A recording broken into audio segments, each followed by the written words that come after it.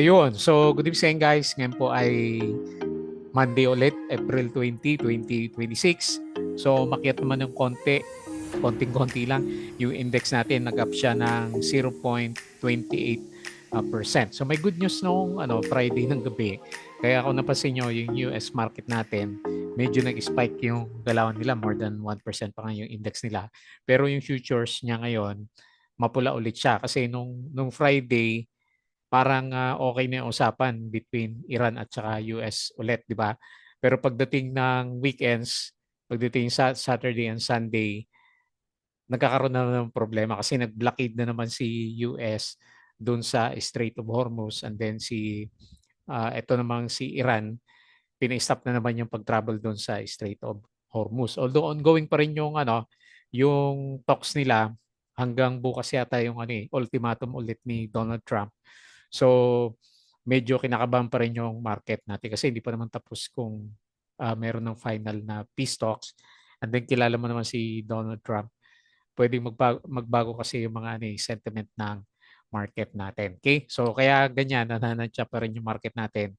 And malakas pa rin yung net foreign sale natin, around 447 million. So nung Friday, ang bilang natin more than 8.6 billion. So in total, nasa 9 billion yung net foreign sale ng market natin. So hindi pa rin tayo kampante na didiretso na mag-recover yung market natin dahil sa malakas pa rin na net foreign sale. Siguro pupuntahan sila sa US market kasi laging all-time high ulit yung mga galawan nila doon. Especially sa mga semicon stocks. Malakas yung mga semicon eh. Kaya nga itong si Tech IMI, so kasama sila sa mga trending natin. Actually sila yung mga winners. So sila yung mga gumalaw for today's trading. Okay? So yung futures ng US market nga bumabagsak. So hindi pa rin stable. Tapos Europe, holiday yata sa Europe, pero okay yung mga indices nila. And then sa bandang Asia, mix yung galaw natin. Sa crypto, tumaas siya nung Friday din eh. Nag 77K si crypto natin. Pero ngayon nag-ano siya ulit 73 o kaya 74K si cryptocurrencies natin. Okay? So dito sa Philippine markets, syempre laglag pa rin yung ibang blue chips natin. Medyo mix yung galawan. And then meron tayong mga isolated case ng mga pumipitik na stocks. Okay? So nauna nga sa atin yung mga semicon stocks. So tech yung nauna, nag-up siya ng 6.56%, and then meron siyang 26.6K net foreign sale. Tapos si IMI, so kung titignan mo yung galaw ni IMI, halos mag-recover na rin siya sa drop niya na malakas last time. Nag-up siya ulit ng 5.8%, and then meron siya 7.62 million net foreign sale. Tapos si FNI, dumiretso, no? 6.63% up, and then meron siya 941K net foreign buy. Tapos si Bank of Commerce, kung napansin nyo, kanina umaga pumitik to eh. So, pero nag-close lang siya 2.89%. Pero okay pa rin, di ba? Pabalik sa IPO price. Negative 1.15 million net foreign sale. Cebu Pacific, eto maganda yung galaw. So, nag-up siya 5.05%. Then meron siya 16 million net foreign buy. Tapos si PXP, bumabalik, nag-up ng 4.13%. Meron siyang 221K net foreign buy. Okay? So yung iba, hindi naman masyadong gumalaw sina dito natin sa DHI at saka si Plus, kaya hindi natin sinama sa discussion for today. Okay? So disclaimer pa rin sa mga bago sa channel natin, as usual, yung ating review is for education purposes lamang po yan. So wag mong gagamitin ito as a reason para mag-buy, sell, or hold ng stocks. Meron po kasing risk na involved sa market. Due diligence lang po kaming stocks yung gusto mong bilhin. And then follow mo lang po ako dito sa ating Palabra Trader na YouTube channel. As usual, para update ka sa mga reviews natin, subscribe ka lang or kung gusto mo join ka dito sa trading community natin. Okay? So yung mga nakasubscribe, maraming salamat po sa usual na viewers kahit na medyo hindi pa rin ganun kaganda yung market natin. Company reviews, so Monday na naman. Profit or loss sa stock market, mga sample trades, basic indicators, mga technical analysis, fundamentals, yung mga risk management natin, and basic learning sa market. Okay? So sa crypto naman, follow mo lang ako dito sa ating Palabra Trader. Crypto ko to. So check mo na lang yung mga posts natin niya, wala pang bago. And then social media, Facebook account na Palabra Trader para updated ka sa mga posts natin or dito sa Facebook page. Tapos sa Twitter, wala pa yung Wala pa yung summary ni Philippine Stock Exchange, silipin natin. Baka meron na. Mas maganda kasi yung pag-usapan lagi yung yung summary niya. Kaya lang minsan tinatamad na rin siya pag ayun wala pa. Tinatamad na rin siya kapag hindi maganda yung galaw ng markets natin. Okay? So foreign funds sold sa Philippines, ang pinag-uusapan lang naman na mainit si BP Sara, di ba? So yung mga confidential funds siya yung pinag-iinitan. Okay. Foreign funds sold, BDO, Bank of Commerce, BPI, DHI, ASEN, CRECF, GEN, CNPF, DNL, Emperador, IMI, AC Aboitiz, AGI, Ali, Ritz, Crete, Dito, Tel, Bloom, Plus Web, Robinsons Retail, at saka si OGP. And then foreign funds bought, China Bank, East West, Metrobank, Manila Water, Maynilad, URC, FDC, GGS, tama ba to FDC? Si RAC, Globe, si RCI ba to o RLT?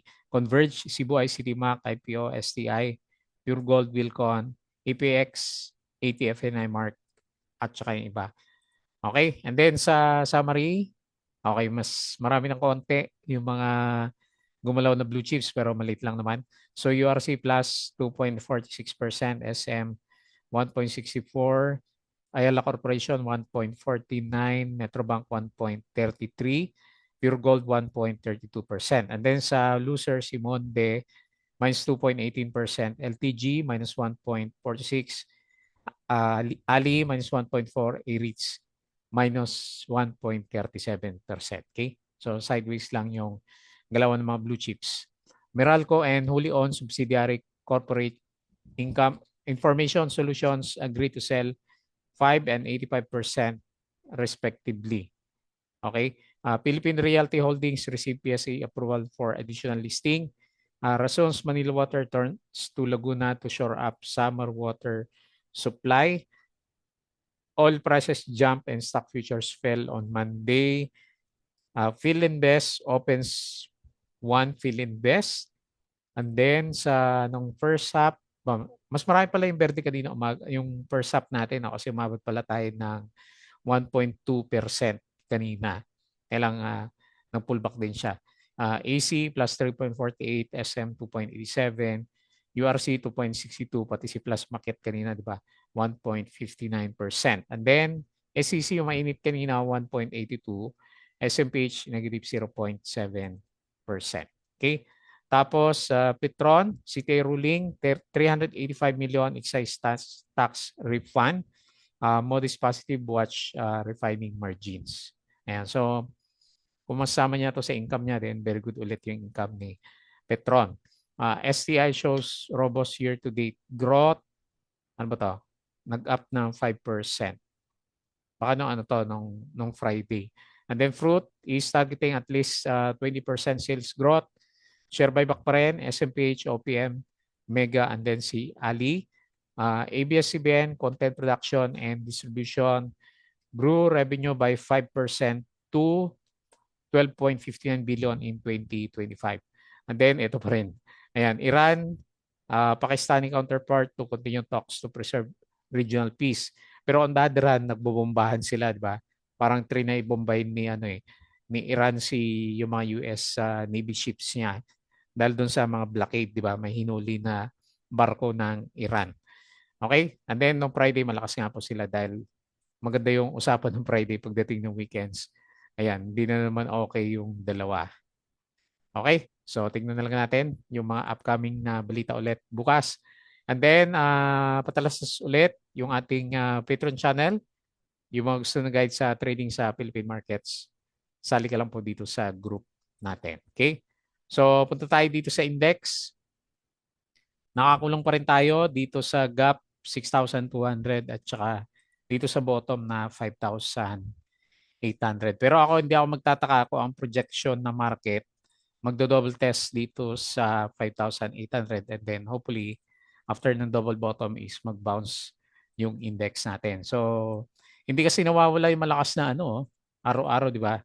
Another 400 billion na naman yung net foreign sale na index natin. So, nag-close siya 6,016 and then 0.28%. Ayan. So, sino kayo sumasalo ng malalakas na net foreign sale? Okay? So, hindi pa rin maganda, sideways or mahina yung RSI Yung MACD natin nakabuka pa rin, no? Hopefully may chance ng bounce for this week's trading po natin. Okay? So punta tayo dito sa mga movers. So nanguna nga si FNI, ayan pabalik na 6.63%. Si Certec breakout 6.56%. IMI breakout din. Ganda ng galaw niya. 5.81%. Cebu, yun naka-recover si Cebu. Laki naman kandila niya. Up siya ng 5.05%. Tapos si Ionix, nag-breakout ba? Ayan, nauntog. Pero gumagalaw 3.85%. Yung mga semicon, di ba? Ionix. Tapos si STI, 3.7. Breakout. Maraming umusog, no? Maraming palang breakout kanina umaga. And then URC 2.46%. Nickel 2.27. Pabalik na rin. And then sa losers, sino ba? MRC. Naging trap si MRC. Minus 5.05%. Tapos sino pa? GMA. Nahina pa rin, no? Minus 3.1. And then Petron. Minus 2.8%. Nahirapan si Petron sa galaw niya. Okay? So yun po yung mga movers. Silip tayo ng konti sa global market. Mapula ulit. Yung pinapakita ng market. So S&P Futures minus 0.64. Dow Futures minus 0.72. And then Nasdaq minus 0.67%. So baka mamaya gagalaw din yan. So pagtaka yung Europe. So green pa rin siya. Parang Friday pa to eh. Baka holiday sa bandang Europe. Tapos sa Asia markets, mix tayo. Ayan, nag-bounce din siya. Pero hindi ganun kalaki yung bounce. Okay? And then dito sa Bitcoin, 74K. Pa-bounce yata. Bitcoin, 74K. Ethereum, 2.2K. XRP, 1.4. BNB, 624. And then si Sol, 84 pa rin. At Dodge, balik sa 0.09. 0.1 na to nung Sabado si Dodge natin. Okay? So balik tayo dito and quick review dito sa mga trending stocks. Okay? So unahin natin si Certec. Mga mapitikan lang 'tong mga galaw natin na to. Pero may follow-up si Certec doon sa compared sa galaw niya last week, 'di ba? After niya magkaroon ng breakout noong April 15. Ayan. So nag-pull back Friday and then ngayon nag-bounce ulit yung galaw niya. So gusto niyo mag-stay dito sa bandang taas. So pinaka next na resistance natin sa kanya is 0.7358. Pero ang pinaka range niya hanggang dito sa 0.85. Okay? So tignan natin kung matuloy yan. Ganda niya pag may good news si Donald Trump. Kasi Tuesday ulit yung sabi niya na ultimatum. So bukas ulit natin makikita kung ano mangyari sa market natin. So nag-close siya 0.65, up siya na 6.56%. So maganda yung RSI, hindi pa overbought and okay pa din yung MACD formation natin. So since Wednesday o Thursday nagalawan niya, market na siya ng 17%. Okay? So marami yatang pumipitik na or rather nagbo-bottom ng mga stocks natin. Okay? Next, another semicon stock, si IMI naman. So maganda rin yung galaw niya. Bumalik siya dito sa MA100. Meron siyang big picture dito. So halos sakto dun sa support niya dito sa MA100. So taas yan pag umabot ulit ng 5, no? Papunta sa 5. Kung matuloy-tuloy si IMI natin. Okay? So maganda yung RSI, nandito na sa 50 or rather 66. Sa earnings, okay din siya. Ayun, 100% yung earnings niya. So may kwento tong si IMI natin. So nag-close siya ng 5 pwede mo resistance dito sa 4.17. So nag-close siya 3.64, up na 5.81%. Then meron siyang 7.62 million na net foreign sale. Okay? So maganda yung galaw. Next, si FNI. Pero hindi natin masyadong nakitang gumalaw yung majority ng mga mining stocks natin. Ayan. So on the way na yata tayo dito sa 2.32. So meron tayong ascending triangle. So ibig sabihin, hindi man siya higher low, pero para may trend siya, di ba? Napakyat ulit. Okay? So hopefully matuloy yan. Si chairman, si ex-chairman, wala na tayong balita sa kanya. So si RSI, nag-above 56, nag-above 50, okay siya, and then okay din yung MACD formation. So okay din yung galaw niya, no? Nakaka-recover. So nag-close siya 1.93 nga, and then up na 6.63%. Okay? Next, si Bank of Commerce, wala masyadong kwento yung yung market natin. So random yung mga stocks na pumipitik or yung mga gumalaw last time, sila yung nagkakaroon ng follow-up na galawan. So Bank of Commerce pumitik kanina pero nag-pull back din siya. Pero anyway, on the way na siya, pabalik na dito gusto yung bumalik dito sa IPO price na 12.11. So kung trading channel, lampas na si Bank of Commerce natin. No? So good. So meron na siyang established na support malapit dito sa 10 pesos. Ayun, konti na lang. Good sign si Bank of Commerce. So for the longest time, ilang taon din, halos 3 years, 4 years din. Sakto April din siya nagkaroon ng IPO noong 2022. Okay? Pero overbought na yung stocks natin kaya siguro medyo nag-pull back si Bank of Commerce. So overbought na yung RSI niya 77 and parabolic yung yung itsura ng MACD formation natin. Okay? So very good. So nag-close siya 10.68, up siya ng 2.89% and then meron siyang 1.15 million net foreign sale. Okay? Next, Cebu Pacific. Tamo nga naman nakabalik na, di ba? So mukhang magre-retest ng gap Cebu Pacific. Meron tayong gap dito. So yung pinakamalapit na resistance, pinaka-support dito sa baba 29.16, mataas yung yung trading range niya umaabot ng more than 20% din pala yung recovery na. Halos mag-recover ng 20% si Cebu. So magro-rollback ng price, di ba? Alam ko ngayon yung rollback eh. So tapos RSI 59, good. And then okay din yung pinaka-MACD formation niya. Ayan, malaking sideways channel Cebu Pacific, pero laki niyan, 20%. So 34.3 yung closing, up siya ng 5.05%. Ito maganda. Meron siya 16.61 million net foreign buy. And then lastly, si PXP. Okay, gumagalaw ulit. May speculation ba ulit tayo? Lumalaban yung niya, yung trend niya, uptrend siya. Yan. Hindi mo masyadong pansin, pero kung titignan mo buong picture niya, uptrend si PXP natin. Ayan. So good sign, di ba? Nagkaroon siya ng higher low. And makita mo din sa RSI, di ba? Nag-stay siya dito sa above 50 level. Yung MACD niya, hindi pa nakaka-recover. So, pa-downtrend pa rin yung pinaka-utsura ng MACD niya. Okay, pero okay yung RSI niya. No. Okay, so nag-close siya 3.53, up ng 4.13%, and then meron siya 221K net foreign buy. Okay? So, balik tayo sa index. Hindi pa rin natin maramdaman sa mga blue chips yung galawan kasi pangit yung yung foreign buying natin. Palabas pa rin sila, hindi nauubos yung foreigners natin. Hopefully hindi tayo mag-collapse dito sa 5,800. So bukas natin malalaman niya o bukas ng gabi sa decision ni Donald Trump. Okay po, so yun lang muna. Uneventful yung market. Yun lang muna i-review natin as usual. Bago tayo close, please don't forget to subscribe dito sa ating Palapit Trader na YouTube channel. Join ka lang sa group kung gusto mo ng guide. Crypto to, follow mo na lang. Facebook account, Facebook page, Twitter, and then yung Patreon sa gusto ng guide.